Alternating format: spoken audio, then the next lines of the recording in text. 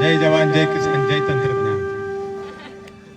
कारण तंत्रज्ञानाविषयीच आमच्या श्री क्षेत्र तांबेरे येथील आदरणीय प्राध्यापक साहेबराव गागरे सर यांनी फार मौलिक माहिती या ठिकाणी आपणा सर्वांना दिली.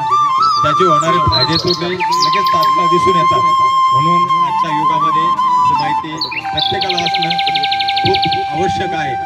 जरी आम्ही आता अडल्ट म्हणजे वर्ष 60कडे जरी असलो तरी पण आमच्या हातामध्ये अँड्रॉइड मोबाईल असतो.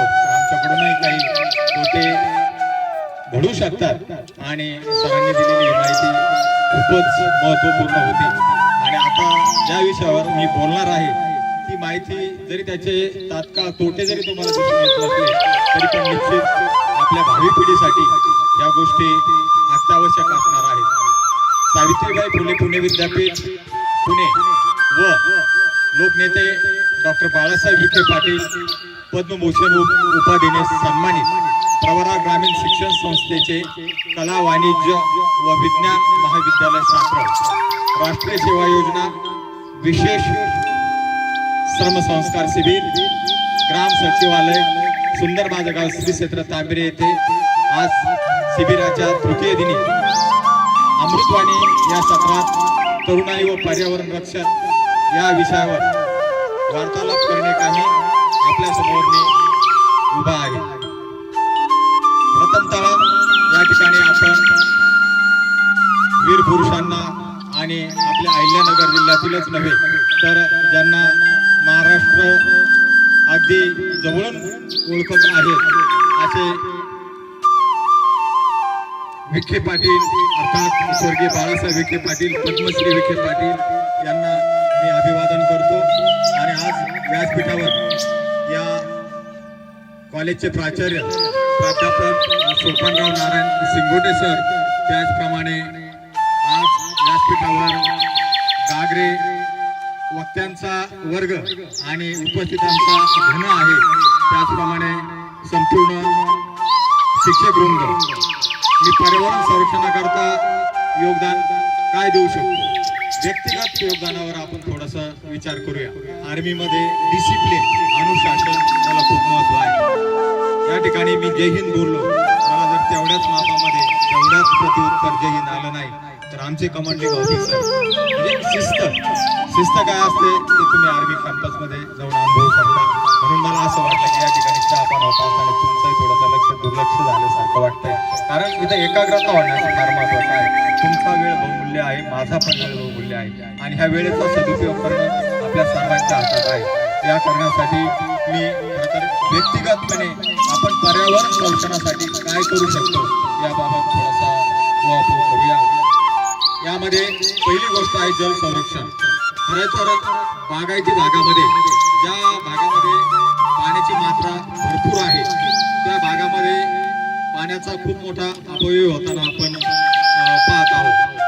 खरं तर त्या भागामध्ये पाण्याच्या जास्त वापरामुळे जमिनी ह्या नापीक झालेल्या आहेत.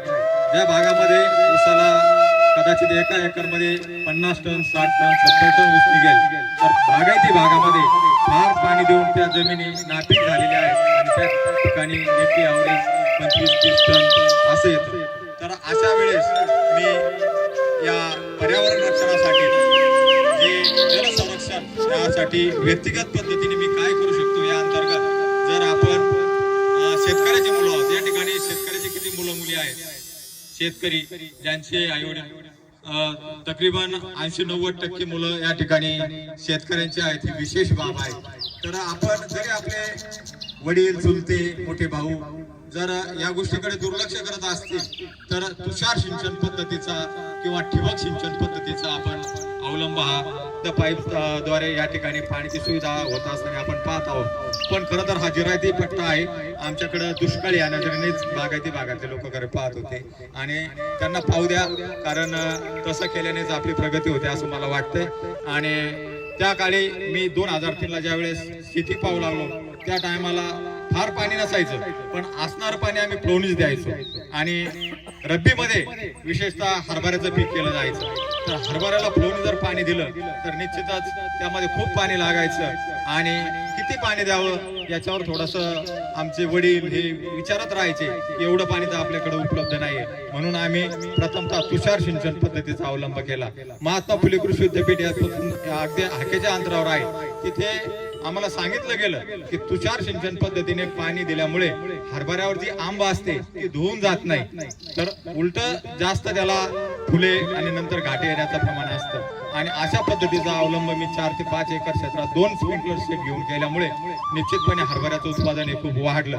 आणि त्यामुळेच मला महाराष्ट्राचा सह्याद्री कृषी सन्मान पुरस्कार 2018 त्या ठिकाणी मिळाला. हे माझ्या दृष्टिकोनातून त्यावेळेस खूप जमेची बाजू झाली आणि तेव्हापासून आजपर्यंत शेतीमध्ये सूक्ष्म आणि ठिबक सिंचन पद्धतीचा अवलंब करून आम्ही आमच्या इतर शेतकरी शास्त्रज्ञ मंच तांबेरीच्या शेतकऱ्यांसह पुढे जाण्याचा प्रयत्न करीत आहोत. व्यक्तिगत जलसुरक्षामध्ये आपल्या घरात जर समजा कुणी पाहुणे आले, लगेच एक मोठा 1 लिटरचा तांब्या, 1.5 लिटरचा तांब्या भरून आपण पाणी त्यांना देतो. ते 1-2 घोट पाणी पितात. थंडी असेल, पावसाळा असेल, फार कमी आवश्यकता आपल्या शरीराला पाण्याची त्यावेळेस भासते आणि ते पाणी सर्व वेस्टेज होऊन जातं. ते पाणी तसंच फेकून दिलं जातं. तर हे छोट्या छोट्याशा ज्या गोष्टी आहेत त्या निश्चितपणे या जल संरक्षणाच्या अंतर्गत येतात. या ठिकाणी आपण बाथरूम मध्ये गेलो, आपला मूड कसा असेल कसा नाही माहित नाही, पण जर शॉवर चालू करून दिला आणि थोडस उष्ण पाणी जर असेल तर अर्धा तास आणि वेगवेगळ्या फिल्मी स्टाईलनं गाणं म्हणून माझ्या माहितीप्रमाणे आपण 100-200 लिटर पाणी तर सहज वेस्टेज करतो. कारण पाण्याचं महत्व आपल्याला खरं तर जिरायती भागात गेल्यानंतरच कळतं.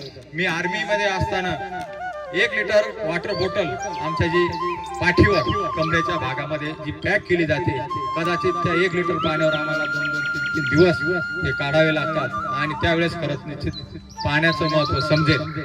आणि व्यक्तिगत जल संरक्षण करत असताना आपण तुम्ही तंत्रज्ञानाच्या युगामध्ये राहता, तुम्ही जल संरक्षण व्यक्तिगत पद्धतीने काय करू शकता याकडे विशेष लक्ष दिलं पाहिजे. त्याचबरोबर दुसरा मुद्दा येतो जमीन संरक्षणाचा. या ठिकाणी आपण पाहतोय आम्ही सर्व ड्रायप्लेस मधूनच आहोत असं मला वाटतंय. रस्त्याच्या कडेला येताना जाताना आपण पाहतोय किती प्लास्टिकचा कचरा, प्लास्टिकच्या बोटल, प्लास्टिकच्या पिशव्या ज्या कधीच नाश पावत नाहीत या रस्त्याच्या कडानं आपल्याला दिसतात. आणि हे जर सर्व पाहिलं तर मन उद्विग्न होतं. आणि त्याबरोबर काही मध्यपी लोकांच्या माध्यमातून झाडाच्या सावलीला काचेच्या बोटल सुद्धा दिसून येतात, ग्लास दिसून येतात. आणि हे जर पाहिलं तर हाच का माझा तरुण भारत म्हणण्याला तसा तितका अर्थ नाही, पण जे मध्यपी लोक आहेत ते नेमकं असं का करत असतील? कारण त्या ठिकाणी जर पावसाळ्यात त्या काचेच्या बॉटल जमिनीत रुतल्या गेल्या आणि त्या ठिकाणी जर माझा शेतकरी दादा गेला, त्याचा पाय जर त्यावर जर पडला तर निश्चितच त्याला 50-60-1 लाखापर्यंत सुद्धा खर्च येऊ शकतो. कारण त्याचे पाय ओले असतात आणि त्यावेळेस निश्चितच ही मोठी हानी होऊ शकते. आणि जमीन संरक्षण करत असताना आपण तरुणांनी खरं तर आपापल्या गावामध्ये या गोष्टी प्रकर्षाने आपलं कोणी ऐको ना ऐको आम्ही सुनांना आमच्या गावामध्ये काही तत्व बाळगलेले आहे. सांगताना आम्ही सर्वांना सांगतो, कुणा एकाला नॉमिनेट करत नाही की तू असं कर, तू असं करू नको. सांगताना सर्वांना सामुदायिकरित्या सांगण्याचा प्रयत्न करतो, कारण कुणाला त्यामधून व्यक्तिदोष, कुणाला राग येणार नाही.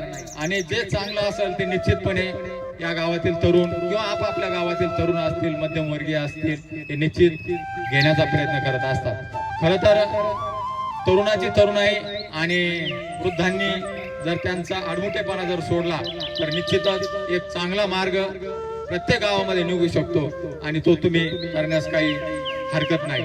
जमिनीचं संरक्षण करत असताना आपण पाहतोय लग्न समारंभामध्ये अनेक पत्रवाळ्या या जमिनीवर फेकल्या जातात, ज्या कधीच नष्ट होत नाही आणि जाळल्या तर त्याचा जो प्रदूषण होतो, त्याचा जो धूर होतो तो आकाशात जातो आणि निश्चितच आपल्या आरोग्याच्या दृष्टिकोनातून तो खूप घातक असू शकतो. असे जे जमिनीवरचे जे काही आपण करण्याजोग्या ज्या काही गोष्टी आहेत, जे जमिनीचं जे प्रदूषण आहे आणि पर्यावरणाचं रक्षण करण्यासाठी आपण त्या करू शकतो.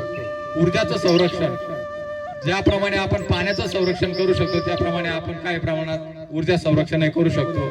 अनावश्यक दिवे, मला खात्री आहे आपण जर आता इथून आपापल्या गावात गेलो, ग्रामपंचायत नगरपालिका ज्या हद्दीतून आपण आला असाल त्या भागात आता लाईट आज नाही, त्याचे कारण काही वेगळे असू शकतात.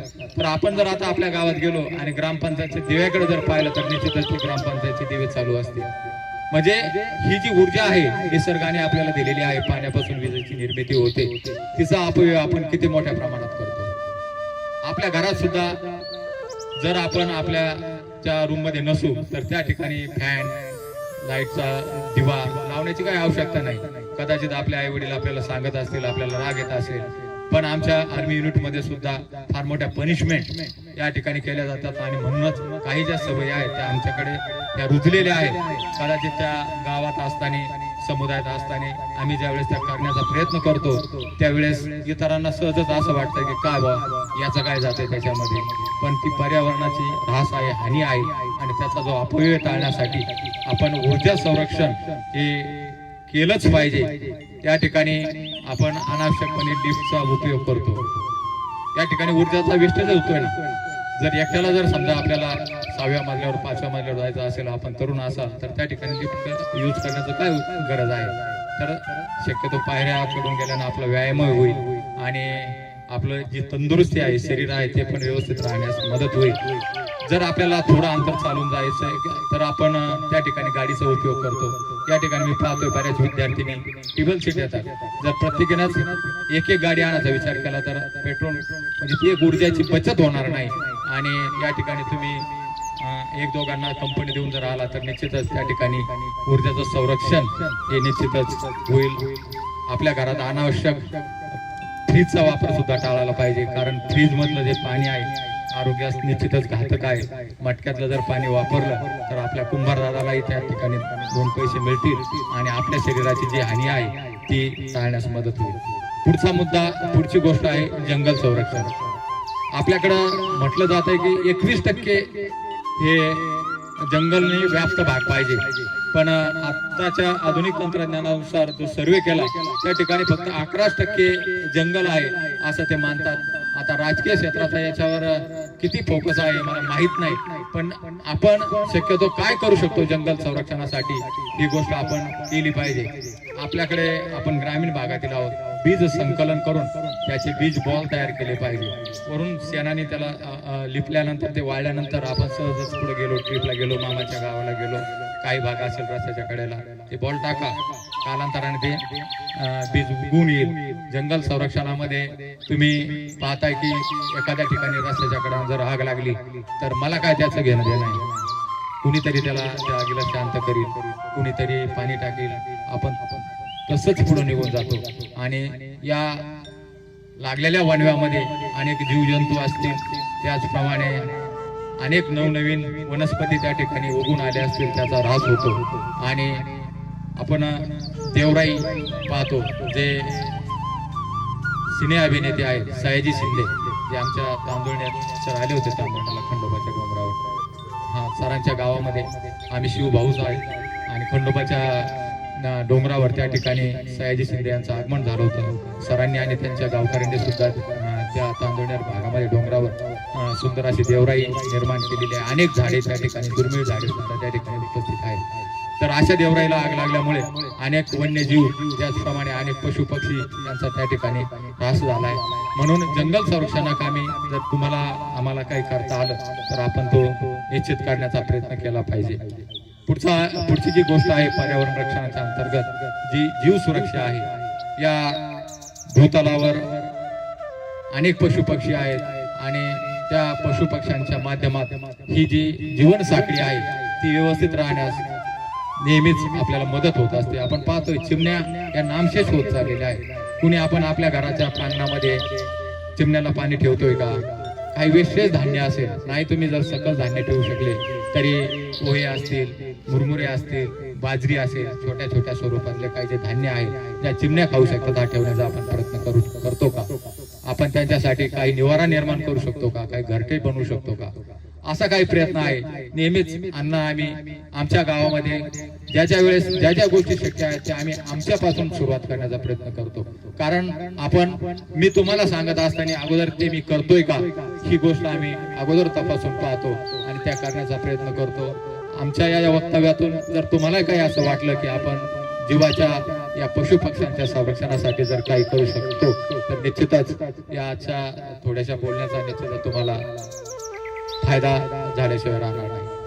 वृक्ष संवर्धन हा महत्वाचा एक शेवटचा मुद्दा या ठिकाणी मी बोलून जाईल. आमच्या श्री क्षेत्र तांबेरे गावाला सुंदर माझं गाव म्हणण्यासाठी किंवा म्हणण्या इतपत आम्ही का धजावलो, कारण आम्ही आमच्या गावामध्ये फार मोठ्या प्रमाणात वृक्ष संवर्धन करू शकलेलो आहे.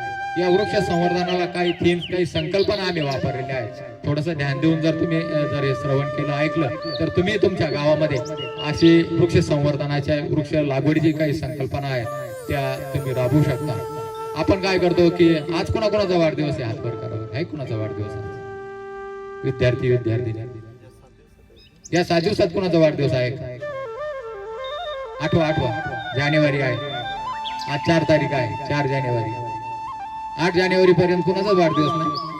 आमच्या गावचं दुर्भाग्य आहे. तुमचा कोणाचा जर वाढदिवस जर असता तर निश्चितच आपण एक वटवृक्ष या ठिकाणी तुमच्या शुभ हस्ते या ठिकाणी रोपण केला असतं आणि त्याचं जतन आम्ही केलं असतं. पण निश्चितच येता जाताना तुम्हाला आठवण त्याची आमच्या नावाने आम्ही करणारच आहोत. ज्या दिवशी समारोप आहे या ठिकाणी जिल्हा परिषदेच्या माजी अध्यक्षा शालिनीताई विखे पाटील उपस्थित होणार आहेत, त्यावेळेस आपण वृक्षारोपण करणारच आहोत. पण तुमच्या कोणाच्या विद्यार्थ्यांचा जर कोणाचा असा हॅपी बर्थडे असेल तर त्यावेळेस तोंडाला केक न फासता आमच्या गावात जर वृक्षारोपण केलं असतं तर आम्हाला निश्चित मला खूप म्हणजे याचं वाईट वाटतं. आपले आई वडील एवढे मेहनतीनं कष्टाने पैसे कमावतात आणि त्याचा आपण 200-500 रुपयाचा केक आणतो आणि तो आपल्या भुकेलेल्या पोट भुकेलेला आहे का नाही मला माहित नाही, पण त्याची मस्ती तो म्हणजे खूप वाईट वाटतं. या गोष्टी ह्या टाळण्यासाठी तुम्ही तरुणांनी खूप पुढाकार घ्यायचा आहे. हे खूप अनिष्ट प्रथा आहे आणि त्या प्रथा बंद करण्यासाठी निश्चितच याचा उपयोग होईल.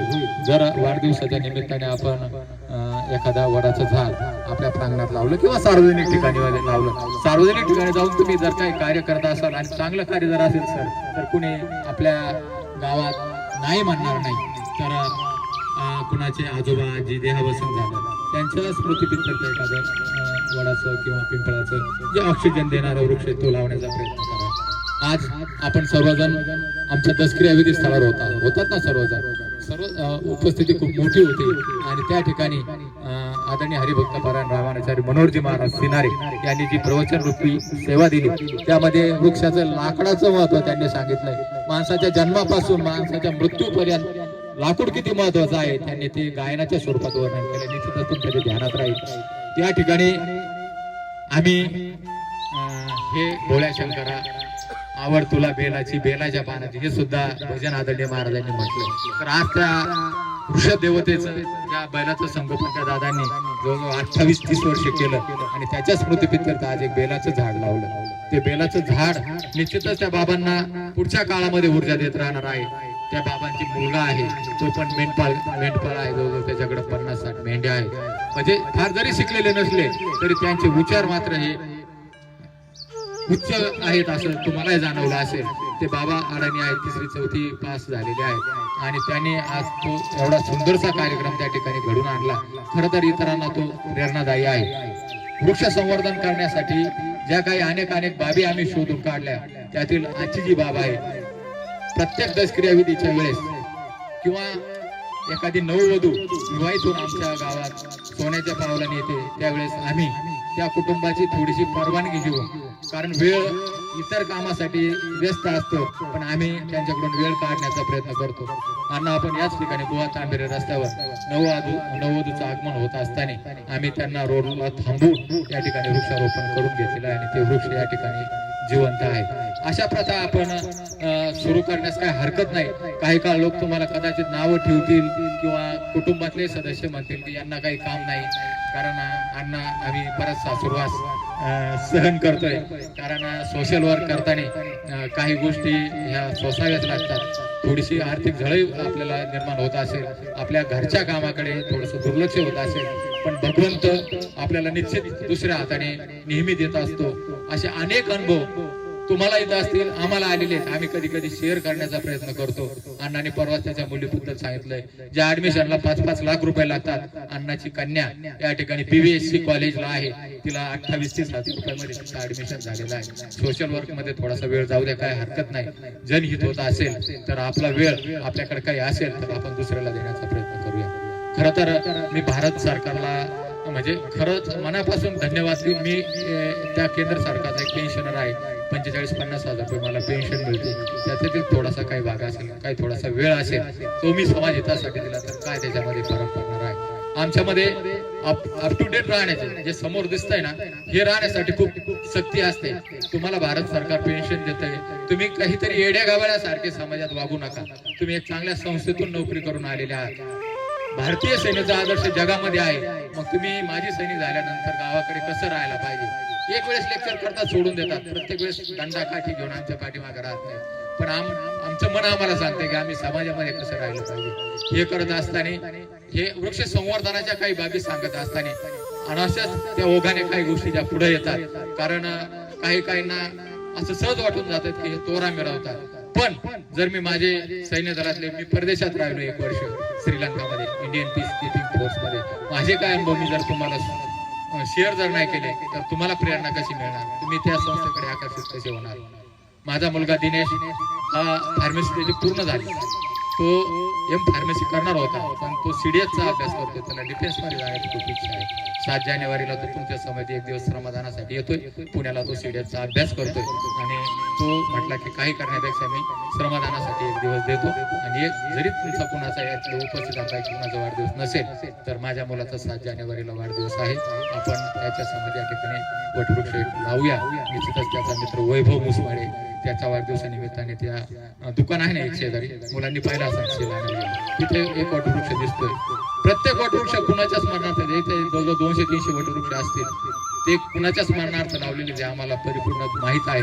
तर मग आपण असा शेअर करूया इतरांना की तुम्ही सुद्धा अशा गोष्टीमध्ये प्रवृत्त त्यांना करा आणि वृक्ष संवर्धनासाठी विशेष असे नेहमी प्रयत्न करत जा.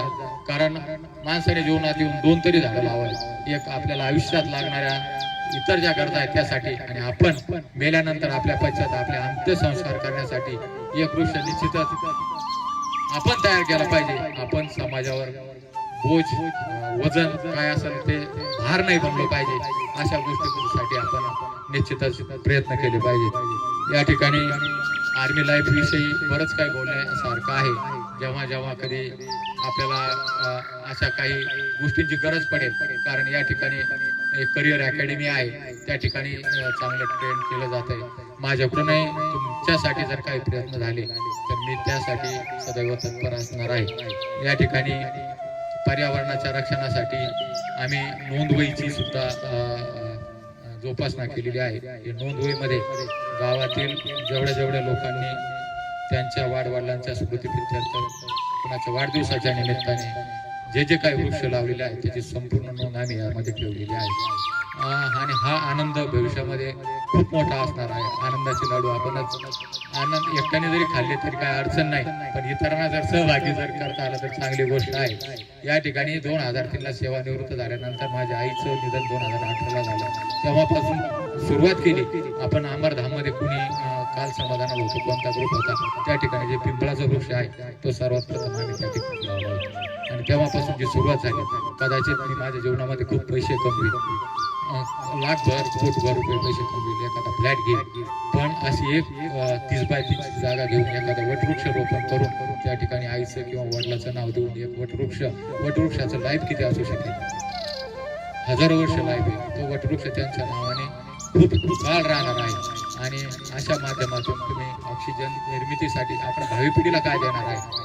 पैसा अडका जर आपल्याकडे असेल, पण आपण कोविडच्या काळात पाहिलं JCBनं सुद्धा काही वेळेस प्रेत लोटलेली आपल्याला सोशल मीडियाच्या माध्यमातून पाहिले. त्यावेळेस ऑक्सिजनचं महत्व आपल्याला त्यावेळेस निश्चितच समजलेलं होतं. आणि कोविड गेला आणि आपण सगळे विसरून चाललोय. तर यासाठी पिंपळ वृक्ष असेल, वटवृक्ष असेल, जे ऑक्सिजन देणारे वृक्ष असतील, आपण वट सावित्रीला वडाची पूजा करतो, फक्त एक दिवस कुठून तरी फांदी तोडून आणतो आणि ती फांदी काही टेम्पररी काही अवधीसाठी त्या ठिकाणी रोपण करतो, वट सावित्रीची पौर्णिमा काढून फेकून देतो. अशा गोष्टी टाळायच्या आहेत. आणि आपल्या भारतीय संस्कृतीमध्ये, हिंदू संस्कृतीमध्ये विशेषतः या सणावारांना विशेष महत्व आहे. आता संक्रांती आली, बोर लागेल, त्याच्यानंतर ऊस लागेल, त्याच्यानंतर भरपूर वस्तू आपण या निसर्गाच्या सानिध्यातून घेतोय, पण आपण निसर्गाला काय देतोय हे जाणण्याचाही आपण प्रयत्न करत राहा. या ठिकाणी खऱ्या अर्थानं आज तर 3रा दिवस आहे, अजून 5 दिवस आम्ही आपल्या बरोबर सदैव राहण्याचा प्रयत्न करू. आणि या माध्यमातून आम्हाला तुमच्याकडून काय शिकायचं आहे. खरं तर मी 3 दिवसातच बरंच काय शिकलो. तुमच्याकडे खूप मोठा उत्साह आहे, सगळ्यांकडे खूप उत्साह आहे. तुमचा उत्साह पाहिला की आम्हाला 60 वर्षाऐवजी आम्ही 30-35 वर्षाचे आहोत काय असं वाटायला लागतं. आणि या गावामध्ये अजूनही काही कार्य, राष्ट्रीय सेवा योजनेचे 2 कॅम्प, कला विज्ञान वाणिज्य शाखा राहुरी यांच्या वतीने झालेले आहे, पण त्याला बराच अवधी झाला. त्यांनी जलसंधारणाची काही कामं केली होती, त्यांनी निश्चितच आम्हाला फायदा त्या काळी झालेला आहे.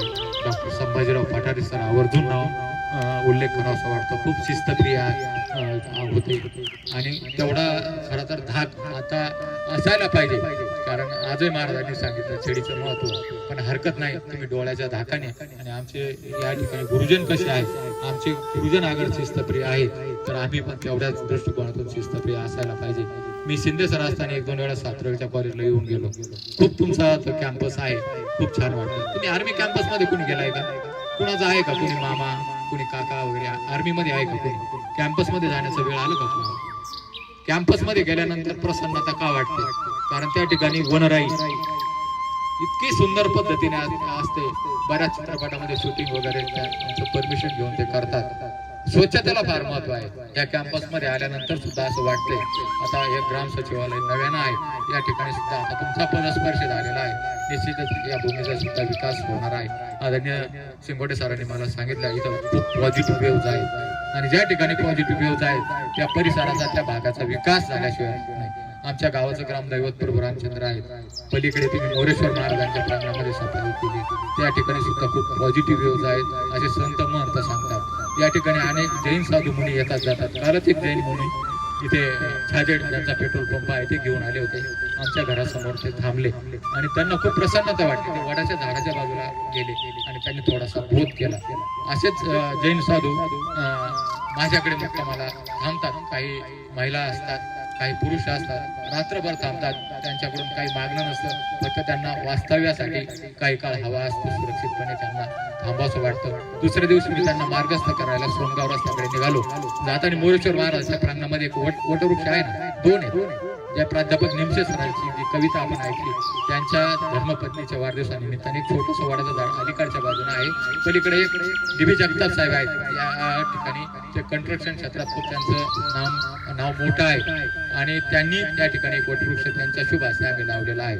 तर मी बाबांना म्हटलं, जैन मुनींना म्हटलं की आपण या वृक्षाच्या शेजारी फोटो काढूया. त्यांना खूप आनंद झाला, पण अंधार म्हणजे 5चा वेळ होता. ते म्हणे तुम्ही थोडं जाऊन पहा, तिथं काही हिरवं गवत तर नाही ना. मग मला त्यावेळेस काही समजलं नाही. म्हटलं काहीतरी विंचू काटा वगैरे भीती वाटत असेल. मी थोडंसं बाजूला बॅटरी होती माझ्या हातात, पाहिलं, म्हटलं नाही महाराज तिथं तसं काय नाही. मग त्यांनी तिथं गेला, एक फोटो दिला फ्लॅशमध्ये. फोटो खूप छान आला, कारण त्या प्रसन्न मूर्ती असतात. कालचाही फोटो नाही आमच्या सुंदर माझ्या गावाला राजभाऊ सरांनी पाहिला असेल. राजभाऊ सरांनी, कारण आदरणीय राजभाऊ सर सुद्धा आमच्या सुंदर माझं गाव श्री क्षेत्र तांबेर या ग्रुपला परवापासून वाटायचे आहेत. आणि असे जवळजवळ 300 ग्रामस्थ 458 ग्रामस्थ आमचे या सुंदर माझगाव श्री क्षेत्र तांबेरे या ग्रुपशी जोडलेले आहेत. एखादी पोस्ट जर टाकली तर माझ्या माहितीप्रमाणे 30-40 लोक कदाचित ऑनलाईन असतात. त्यांना हवं असं वाटतं की ह्या ग्रुपला विशेष काय आहे. आम्ही राजकीय क्षेत्रातल्या बातम्यांच्यामध्ये जाऊ नाही. वृक्षारोपण असेल, सामाजिक कार्य असेल, अशा दृष्टिकोनातून या ठिकाणी राजभाऊ सरांना आम्ही नंतर तुम्ही रिमूव्ह होऊ शकता अशा पद्धतीने आम्ही त्यांच्याशी बोललो. तर मग ते त्या ठिकाणी बाजूला झाल्यानंतर मी पुढं सोनगावकडे निघाल्यानंतर मुनी त्यांना विचारलं की महाराष्ट्री आपण असं काय विचारलं की तिथे पाहून या. तर म्हणे ते गवत सुद्धा एक जीव आहे आणि त्या ओल्या गवतावर माझा पाय पडू नये, आमच्या हातून काही अशा गोष्टी घडू नयेत याची काळजी घेण्याचा आम्ही प्रयत्न करतो. कोणाला मास्क लावलेला असतं काय, कारण जीवजंतू नाकातून तोंडातून बाहेर गेले तर आमच्या हातून ती एक गोष्ट घडू शकते.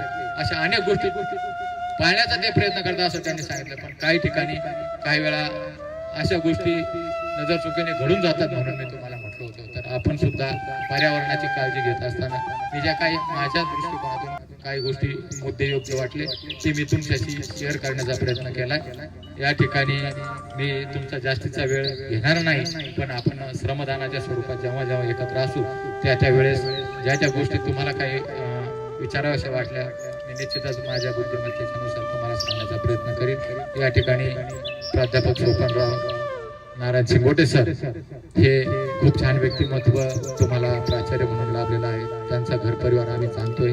त्यांचे एक मधले बंधू स्वर्गीय बाजीराव हे एकनिष्ठ आणि हाडाचे शेतकरी होते, विश्वनाथराव आहे, त्यांच्या वडिलांना आम्ही जाणतोय. तर अशा व्यक्तींचा तुम्ही निश्चित फायदा करून घ्यायचा आहे. या ठिकाणी राजभाऊ सरई कोल्हारचे आहेत, आदरणीय विखे मॅडम आहेत, दुसऱ्या मॅडम आहेत. तर ह्या शिक्षक वृंदांचा तुम्ही फायदा करून घ्या. आम्ही तुमच्या काही कामी येऊ शकलो, कारण कोणाला सैन्य दलात जायचं असेल. माझ्या गावातून तुम्हाला सांगण्याचा आनंद वाटतोय.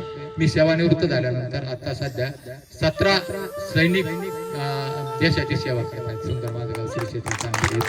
तर ह्या जमेच्या बाजू निश्चित आपल्याला एका दिवसात फरक पडणार नाही. आमच्या ताईला गागरे दिदीलाही जायचंय पोलीसमध्ये, तिलाही तुमच्या शुभेच्छा मिळणार आहे. कदाचित तिच्या स्टारमध्ये भाग्यामध्ये काही जर वेगळं असेल तर ते उच्चपदस्थ अधिकारी सुद्धा होऊ शकेल. तर आज मी तुमचा भरपूर वेळ घेतला. भविष्यामध्ये जेव्हा जेव्हा कधी संधी मिळेल तेव्हा तेव्हा आपण पुन्हा आपण एक दुसऱ्याची वार्तालाप करण्याचा प्रयत्न करू. मी आपल्या कॉलेजच्या समस्त शिक्षक वृंदांचे, आदरणीय शिंगोटे सरांचे आणि सर्वात महत्त्वाचं तुम्ही मला ऐकून घेतलं त्याबद्दल मी तुमचं ऋणी राहील. आणि भविष्यात कधी सातारा कॉलेजला येण्याची संधी मिळाली तर त्या ठिकाणी आमचा येण्याचा प्रयत्न करू. हर घर तिरंगा अंतर्गत आम्ही या पंचकृषीमध्ये नाही तर बऱ्याच गावामध्ये गेलो आणि त्या ठिकाणी आपला तिरंगा, कारण मी दिदीला म्हटलं त्या दुसऱ्या कलरचा एक ते बॅच लागत होते, मी तुला आग्रहाने सांगितलं की मला तिरंग्याचा घातला. कारण माझ्या घरासमोर प्रत्येक राष्ट्रीय सणाला 26 जानेवारी असेल, 15 ऑगस्ट असेल, माझे आई वडील होते त्यावेळेस त्यांच्या हातून ध्वजारोहण करायचं. त्यानंतर गावातील जे कर्तृत्ववान महिला आहेत, कर्तृत्ववान पुरुष आहेत, जे कधीच समाजात येत नाही पण त्यांचं योगदान खूप मोठं आहे समाजासाठी. सरांशी मी काही गोष्टी शेअर केल्यात. आमच्या गावामध्ये कदाचित मोठमोठे पदवी घेऊन इंजिनियर करू शकणार नाहीत असे कार्य करणारे भागवत परिवारातील काही 3 भाऊ आहेत. खूप असं महान कार्य करणाऱ्या लोकांना आम्ही बोलवतो आणि त्यांच्या हातून ध्वजारोहण करतो. म्हणून देशप्रेम हे प्रत्येकाच्या मनामनामध्ये असावं ही सद्भावना व्यक्त करून थांबतो. जय हिंद, रामकृष्ण हरी.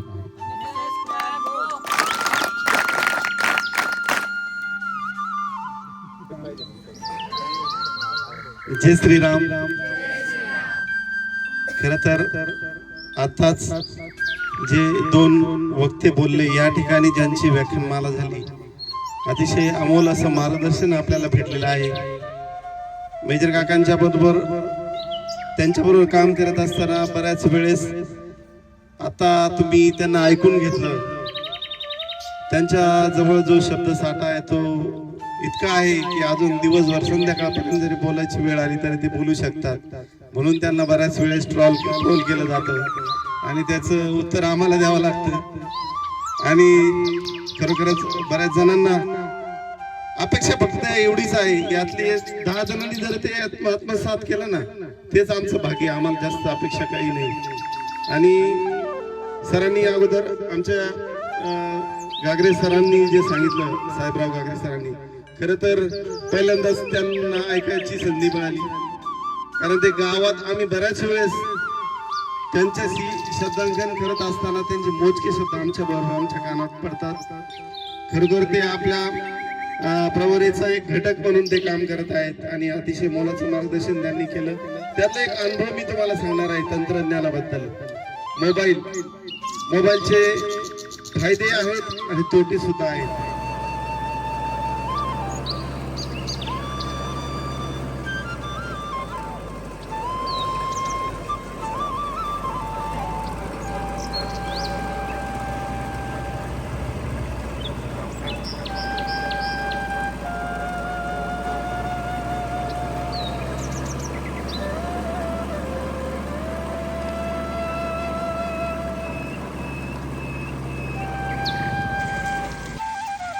काम करते म्हणजे चालू असं नसतं. काम करत नाही असं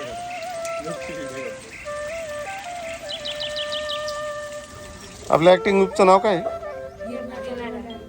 गिरणा का?